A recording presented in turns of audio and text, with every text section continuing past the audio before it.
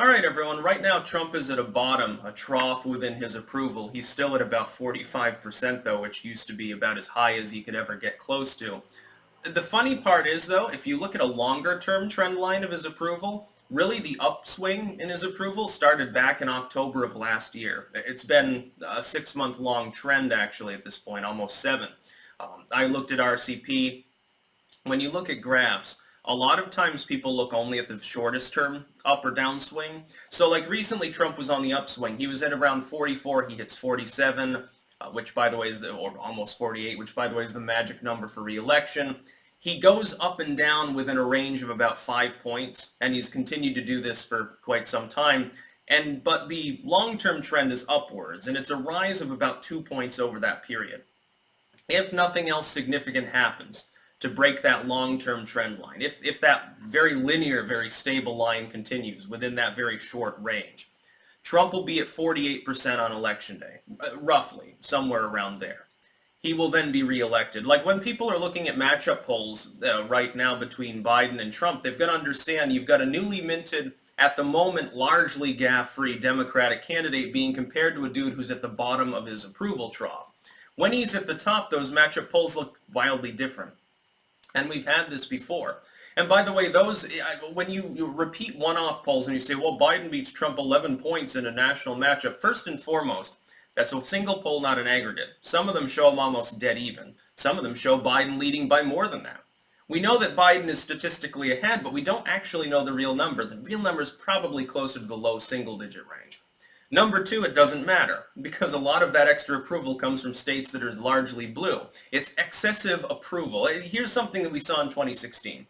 Clinton wins the popular vote by a fairly decent margin, but most of that excess vote was in California and New York. So it doesn't really matter. It doesn't matter whether you win a state by 51 with 51 points or whether you win it with 71 points. You get the same number of electors regardless.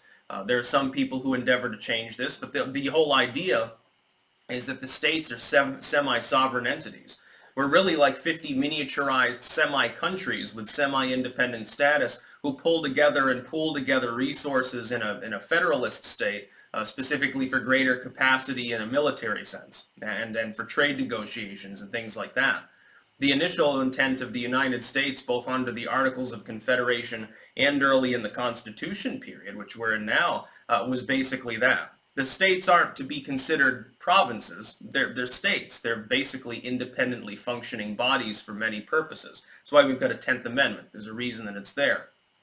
But anyway, I would speculate he'll be between 47 and 49 on Election Day. It could be higher. Of course, you got to understand, much like with the general election, Biden is his own worst enemy. At the end of the day, the thing that probably takes Biden down, honestly, are his own gaffes, his own mistakes, because there's a difference between making a topical, perhaps even funny mistake in a town hall meeting and being on a live debate stage with Trump and fumbling.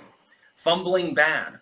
Letting Trump get in a couple of roundhouse kicks. That would be bad for the Biden campaign. Now, does Trump also make gaffes, technically speaking?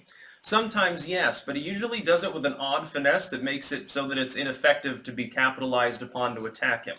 We've seen this before. I mean, technically speaking, a presidential candidate talking about his dick size on a debate stage normally wouldn't fly, but somehow with Donald Trump it's different. And now if Biden were to do that, and Biden, by the way, he'll probably try to out-Trump Trump, and it's going to fall flat. Because he's got a habit, a pattern of behavior of trying to puff himself up and be like, well, I can do more push-ups than you. Boy, I'd like to drum on your head. Boy, I'd like to take you out to the woodshed, boy, and very like 60s and 70s sort of bullshit. But Biden's almost 80 years old and has dementia, so it doesn't come off very well. It'll be very funny to see that happen.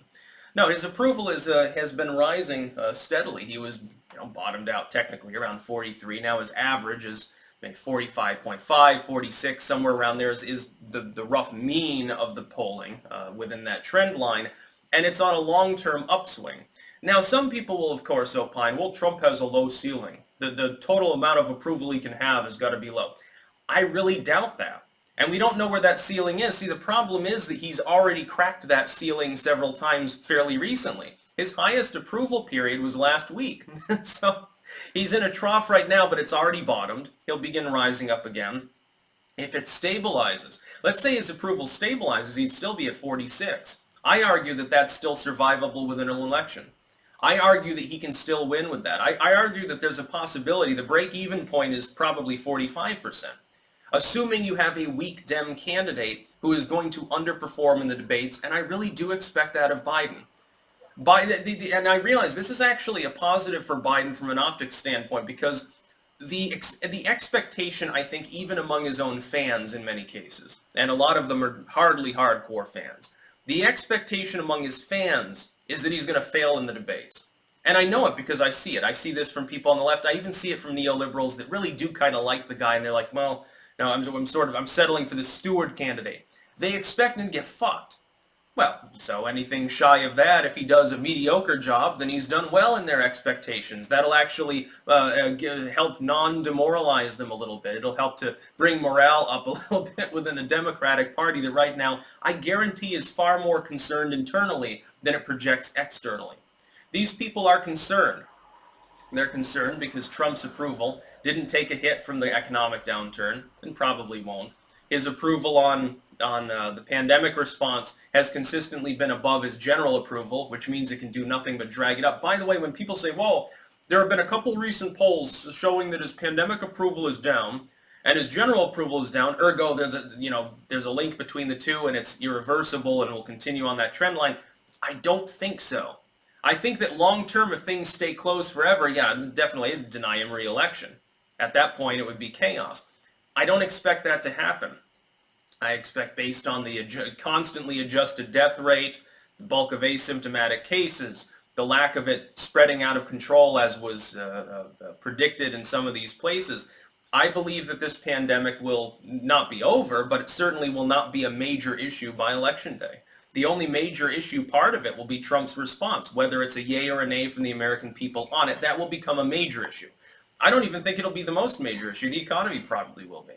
Ultimately, at the end of the day, I expect people to prefer Trump, who has reigned over a period of largely economic growth and stability, over the VP of a man associated with the Great Recession, literally prolonging it. In the minds of all but the most jaded and partisan, Obama was the prolonger of the Great Recession, the same way FDR prolonged the Great Depression. History books don't like to talk about that very real objective fact too much, because of course FDR is seen as the messiah of the Democratic Party, at least from his era. Obama, the second messiah, largely did the same thing. But remember, shovel-ready wasn't quite shovel-ready. No. Trump's jobs were, though. They seem to be doing fine. Some of them are even resistant to the pandemic response being essentially a complete economic disaster. You got to keep that in perspective. I think Trump will continue to rise through Election Day. This is not unique to Trump. This is what generally happens. What's happening is that the field of people, initially, the reason why his approval was held down is because a Democrat could say, well, I approve of Klobuchar, or I approve of Biden, or I approve of Warren, or I approve of Buttigieg, or something. They could find some Democrat they liked more than Trump. There is a segment, including among Democrats, of the population who will not vote for Biden.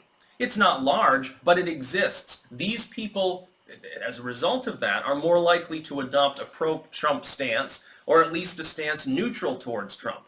You got to understand, most of these polls have more than one approves or disapproves category. It's not, do you approve of the job or not? It's, do you strongly approve, mostly approve, somewhat approve, indifferent or not sure, somewhat disapprove, and it goes on through the line. Usually it's shades of gray. Well, there'll be people who say, well, I slightly approve. Well, they go into the approve category because there's only two categories in the poll aggregation. You got to dig further into the numbers, and it is highly politicized. It's highly charged. Most people either strongly approve or disapprove of Trump's policies. The gap in the center, while it's still in the double-digit range, like 20% of the population or something, which is significant, it used to be higher. It used to be 30 or 40%. That used to be the soft approve, soft disapprove, not sure crowd used to be rather large. It was the largest category. Now it's one of the smaller ones because people have become so fucking hyper-partisan.